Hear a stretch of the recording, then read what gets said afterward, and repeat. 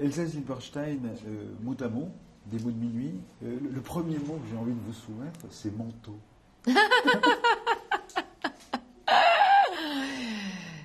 Je mets très peu de manteaux. Je m'habille en été comme si on était en hiver. Et vice-versa. Je ne fais jamais attention aux saisons. Je m'habille comme une petite fille qui aurait envie de mettre quelque chose dans l'instant. Là, je mets des manteaux parce qu'on m'a prêté des beaux manteaux. Qui fait un peu frais. Et qui fait froid.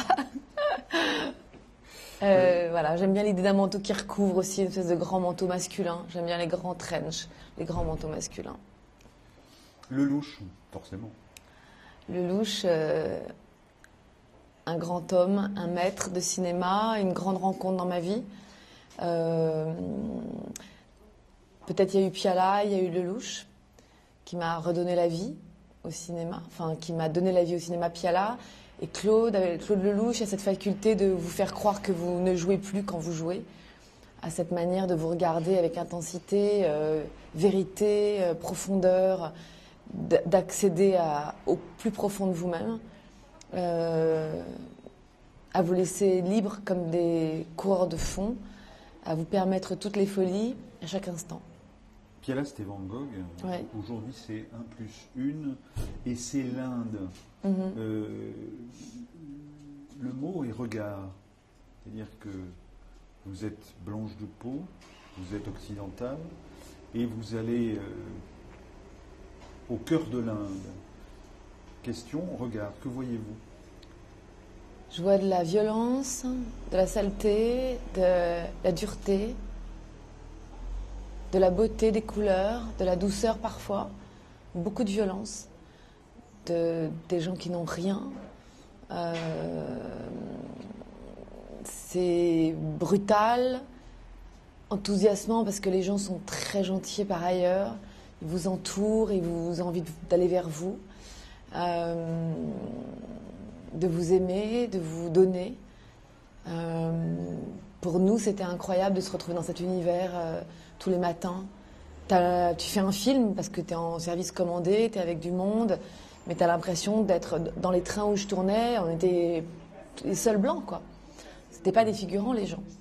Donc c'est difficile de jouer quand même, il faut le dire.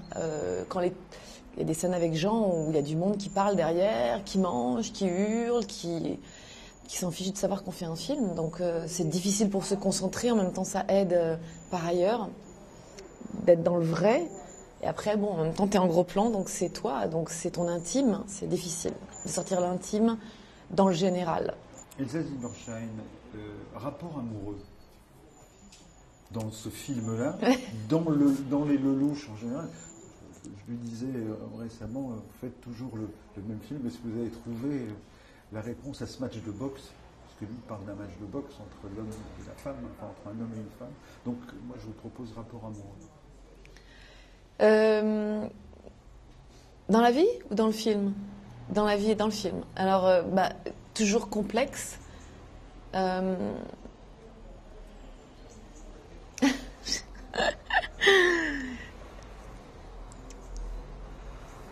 dirais complexité, névrose.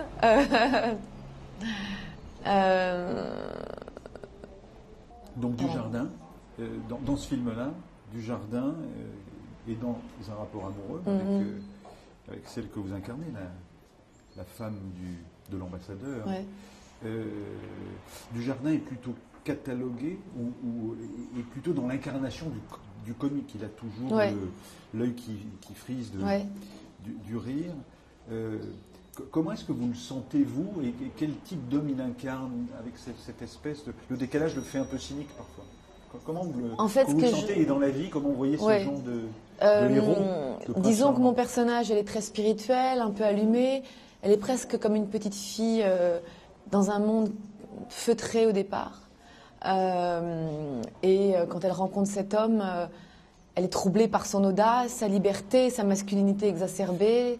Je dirais que Jean, il représente l'homme plus grand que la vie, un peu irrévérencieux, un peu too much, qui se permet tout, qui peut être mal élevé, libre, un homme un peu enfantin. presque pas un adulte, mais des hommes qui sont plus grands que la vie, qui donnent envie de tout, qui donnent envie de s'en aller. Voilà. Alors, ce qui arrive forcément derrière, c'est féminisme et Prince Charmant, ou libération de la femme et Prince Charmant. Là, on quitte le film pour être dans la société française ou dans la société occidentale aujourd'hui. Oui, qu'est-ce que ça veut dire d'être un homme et d'être une femme? Je pense que tout d'un coup, moi, je deviens pas une femme générique, mais l'idée que Claude Lelouch s'est fait d'une femme, en tout cas, plus fragile, plus idéaliste, plus rêveuse, plus féminine au sens propre du terme, et tout d'un coup qui rencontre la masculinité, le mec un peu macho, un peu trop tout. À un moment dans une phrase qui était enlevée, je disais vous êtes trop tout. Donc voilà, c'est oui, c'est et comment tout d'un coup ils vont s'apporter l'un l'autre, comment elle va se révéler, comment elle va devenir une femme, je trouve, à son contact, comment il la replugue avec qui elle est, comment finalement elle redevient elle-même avant d'être à l'ambassade peut-être. Marilyn Monroe. C'était ma première idole. Dans ma chambre d'études, enfin même d'enfant, je chantais des chansons de Marilyn Monroe. J'avais une cassette et je chantais toutes les chansons. I wanna be loved by you, just you, nobody else but you. J'en étais dingue et voilà, elle me bouleversait. Je la trouvais émouvante, féminine, ingénue, profonde, un peu barrée comme ça. Je la trouvais merveilleuse. Aujourd'hui, si vous aviez une référence, le mot est référence, oui. Quelle serait-elle dans les acteurs, les comédiens? Kate Blanchett, Meryl Streep, Julianne Moore. Voilà, des femmes qui m'inspirent, que je regarde jouer, que je trouve audacieuses, libres. En tout cas, dans les actrices actuelles. Après, il y a Gena Rowland, des actrices qui m'ont inspirée vraiment. Adjani, qui est une actrice qui m'a touchée quand j'étais petite et qui m'a donné envie d'être actrice aussi. Romy Schneider. Des actrices qui mettent tout dans ce qu'elles jouent. Illégitime.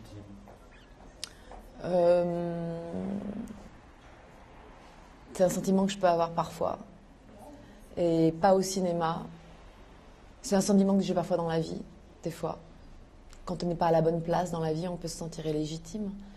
Plus ça va, moins je me sens illégitime. Et dans mon métier, je me suis jamais sentie illégitime. Je me suis toujours sentie légitime d'être là où j'étais. C'est le métier qui me rend légitime.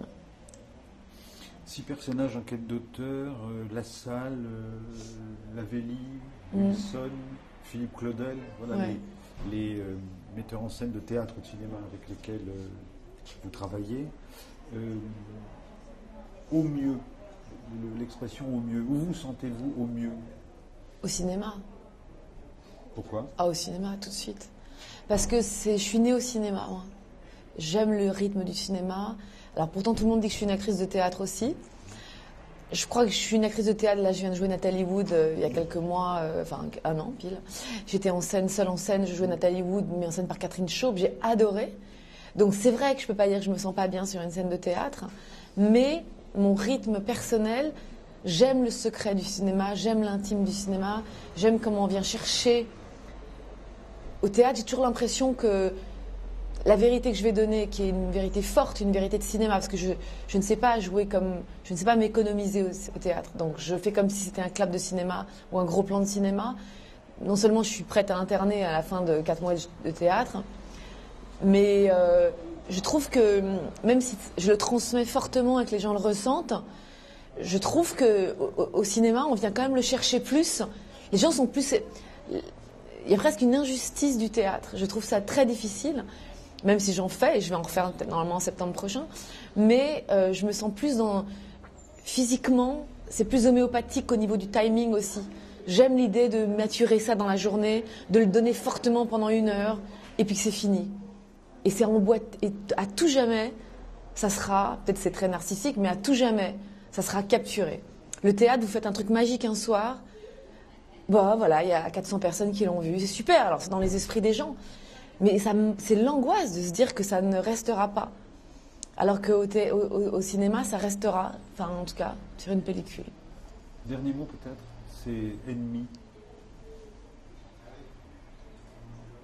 Soi-même.